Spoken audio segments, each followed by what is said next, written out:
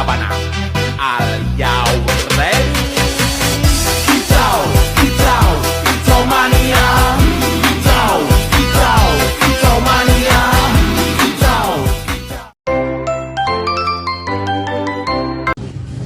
Baik, Assalamualaikum warahmatullahi wabarakatuh. Waalaikumsalam. Perkenalkan, saya Rizka dari SMK Negeri Tapango. Oke. Terima kasih atas kesempatan yang telah diberikan untuk mewawancarai kakak. Sebelumnya, boleh saya tahu namanya? Oke, nama saya Rio Sasmito. Saya juga alumni dari SMK Negeri Tapango. Saya alumni 2018 dan saya sekarang memang berkecimpung di dunia usaha tani kakao. Oke.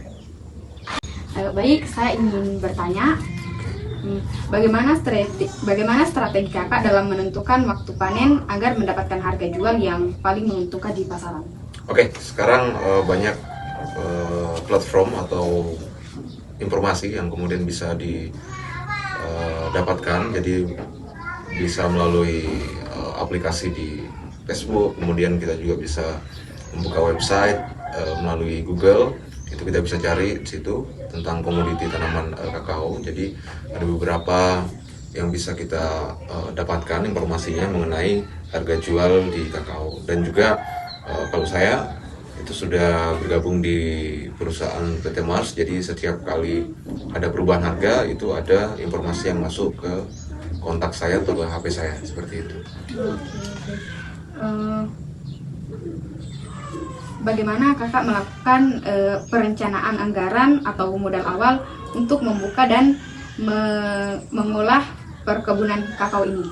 Oke, jadi saat kita panen sebenarnya disitulah modal awal atau modal yang bisa kita gunakan kembali. Jadi hanya 20% ya, 20% dari penggunaan hasil panen atau keseluruhan dari 100% hasil panen kita dapat menggunakan menjadi modal kembali itu 20%. Jadi untuk para petani kakao kami di sini ketika panen itu memang kami sisihkan 20% untuk operasional kembali seperti pupuk, kemudian tenaga kerja, setelah itu juga perawatan dari kakaonya kita.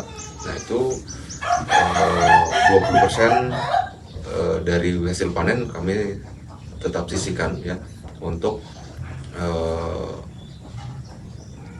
panen atau budidaya selanjutnya, seperti itu. Kalau untuk penanaman, karena kalau kakao itu kan penanamannya satu kali ya, itu bisa dinikmati berkali-kali sampai bertahun-tahun, seperti itu. Jadi mungkin yang akan lebih banyak atau berulang-ulang itu adalah memang bagaimana kita mengelola modalnya kembali dari hasil panen itu untuk bagaimana kita mengolahnya untuk tanaman kakaonya kita atau panen berikutnya, seperti itu. Oke, dalam pengelolaan bahan, bagaimana sistem manajemen sumber daya manusianya? Apakah dikelola sendiri, menggunakan keluarga, atau mempekerjakan orang lain? Oke, jadi memang sistem pengelolaan dari kebun itu kami menggunakan tenaga kerja. Adapun tenaga kerja itu dari keluarga sendiri.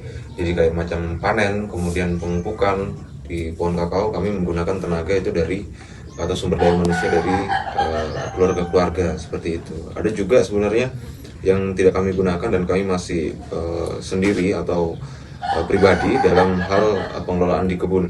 Jadi seperti pemangkasan dan kemudian juga di penyemprotan hama penyakit kami masih melakukannya secara pribadi. Siapa saja mitra atau pembeli utama kakak selama ini? Apakah menjual ke tengkulak, koperasi, atau langsung ke pabrik? Oke, yang seperti saya katakan tadi, jadi kalau untuk mitranya, untuk mitra penjualan kami banyak ada tengkulak terdekat dan kemudian juga kami juga ada terafiliasi sama pabrik atau PT Mars. Jadi disitulah mitra kami untuk menjual biji kakao nanti ketika sudah jadi, seperti itu, atau sudah siap. Oke. Bagaimana kakak mengelola risiko bisnis? Misalnya saat terjadi gagal panen, turun harga, atau Bagaimana kakak mengelola risiko bisnis? Misalnya saat terjadi gagal panen atau harga coklat turun drastis.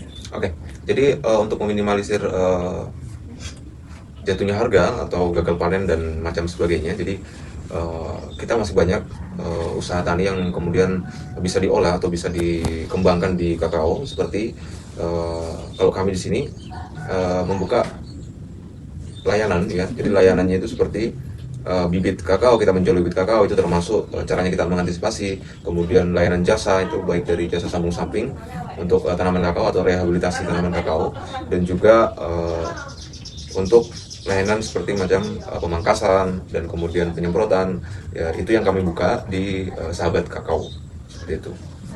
Apakah kakak hanya menjual dalam bentuk biji kering atau sudah ada upaya pengolahan lanjutan seperti membuat pasta coklat dan lain-lain?